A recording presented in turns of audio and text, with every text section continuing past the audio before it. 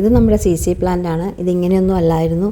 നല്ല പച്ച കളറിൽ നല്ല ആരും കണ്ടാലൊന്ന് കൊതിക്കുന്ന നല്ല പ്ലാസ്റ്റിക് ചെടി പോലെ നിന്നതാണ്. പക്ഷേ ഇതിനൊരു അബദ്ധം പറ്റി. അതെൻ്റെ നോട്ടക്കുറവ് മൂലം സംഭവിച്ചതാണ്. ഞാനൊന്ന് പുറത്തേക്ക് എടുത്തു വെച്ചു. അപ്പം ഒരു ദിവസം മഴ നനഞ്ഞു. പക്ഷേ പുറമേ നോക്കുമ്പോൾ വെള്ളമൊന്നുമില്ലായിരുന്നു. വെള്ളം കെട്ടി കിടന്നുപോയി. ഈ പുറത്തെ ഈ ചട്ടിയിൽ വെള്ളം കെട്ടിക്കിടന്നിട്ട് ഇതിൻ്റെ വേര് മുഴുവൻ ചീഞ്ഞു. അത് ഞാൻ അറിഞ്ഞില്ല. പുറമേ നോക്കുമ്പോൾ വെള്ളമില്ല. പക്ഷേ അത് കാരണം ഇത് കണ്ടില്ലേ, ചീഞ്ഞു തുടങ്ങിയപ്പോഴാണ് ഞാൻ അറിയുന്നത്. ഒരു 3-4 തണ്ട് അങ്ങ് നന്നായിട്ട് ചീഞ്ഞു പോയി. നല്ല വിലയുള്ള ചെടിയാണ്. കാണാൻ നല്ല ഭംഗിയായിരുന്നു. ആരും കണ്ടാൽ കൊതിക്കുന്ന രീതിയിലുള്ളൊരു ചെടിയായിരുന്നു. പക്ഷേ ഇതാണ്, ഞാൻ ഈ ചട്ടി എടുത്തൊന്ന് ചെരിച്ചപ്പോഴാണ് മനസ്സിലായത് വെള്ളം ഒഴുകുന്നു.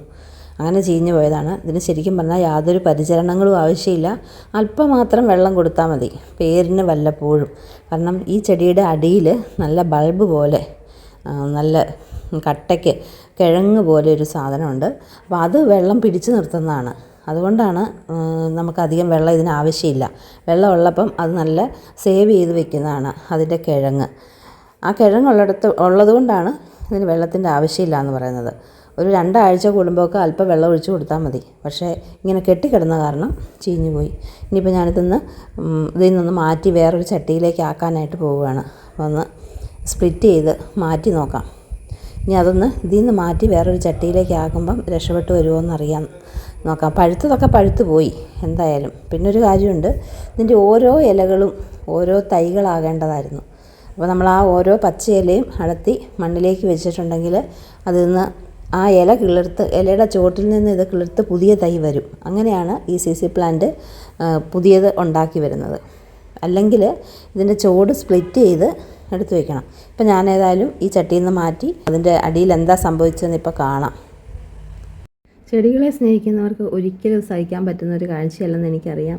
പക്ഷേ എനിക്കും ഇത് ഇത്രയൊക്കെ ആയപ്പോൾ എനിക്കും സത്യം പറഞ്ഞാൽ സഹിക്കാൻ പറ്റുന്നില്ല. കാരണം ഞാൻ അതുപോലെ വളർത്തിക്കൊണ്ട് വന്നൊരു ചെടിയാണ്. അപ്പോൾ എൻ്റെ അശ്രദ്ധ കൊണ്ട് മാത്രം അത് പോയതാണ്. ഈ ചെടി വീട്ടിലുള്ളവരും അതുപോലെ വാങ്ങിക്കുന്നവരും ഉണ്ടാകും ഇഷ്ടം പോലെ.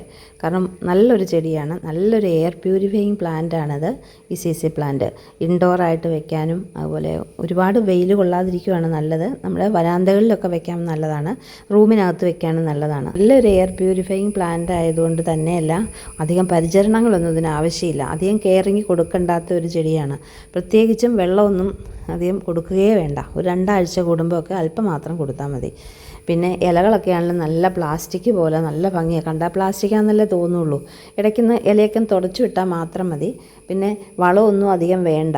അല്പം മണ്ണും അല്പം ചാണകപ്പൊടിയൊക്കെ മിക്സ് ചെയ്ത് അതുപോലെ കുറച്ച് കുമ്മായവും കൂടെയൊക്കെ മിക്സ് ചെയ്ത് മണ്ണിലിത് നട്ട് വളർത്തിയാൽ മതി. പരിചരണങ്ങളൊന്നും അധികം വേണ്ട. വല്ലപ്പോഴും കുറച്ച് വെള്ളം കൊടുത്താൽ മാത്രം മതി. അപ്പോൾ അതുകൊണ്ട് തന്നെ ഇത് കണ്ടില്ലേ, ഇത് ബൾബ് പോലെ ഇതിൻ്റെ ചുവട്ടിലുള്ള കിഴങ്ങ് പോലത്തെ ഭാഗം കണ്ടോ, ഇത് ആവശ്യത്തിന് വെള്ളം ഇതിനകത്ത് സംഭരിച്ച് വെക്കുന്നതാണ്. നല്ല ഇത് കണ്ടില്ലേ, നല്ല വലിപ്പമുള്ള ബൾബുകളാണ്. നല്ല കിഴങ്ങ് പോലെ ഇരിക്കും. ഈ കിഴങ്ങിലാണ് വെള്ളം സംഭരിച്ച് വെക്കുന്നത്. അതുകൊണ്ട് തന്നെയാണ് ഇതിന് വെള്ളം അധികം ആവശ്യമില്ല എന്ന് പറയുന്നത്. ഇതിനാവശ്യത്തിനുള്ള വെള്ളം ഇതിനകത്തുണ്ടാവും.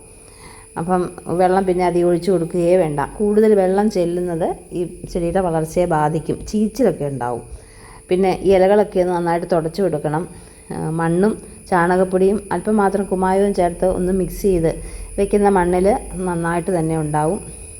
ഇനി നമുക്ക് ഓരോ ഇലകളും മണ്ണിലേക്ക് നടുക. അതിൻ്റെ ഓരോ ഇലകളുടെയും ഞെട്ട് മണ്ണിലേക്ക് നട്ട് പുതിയ പ്ലാന്റ് കിളുത്ത് വരും.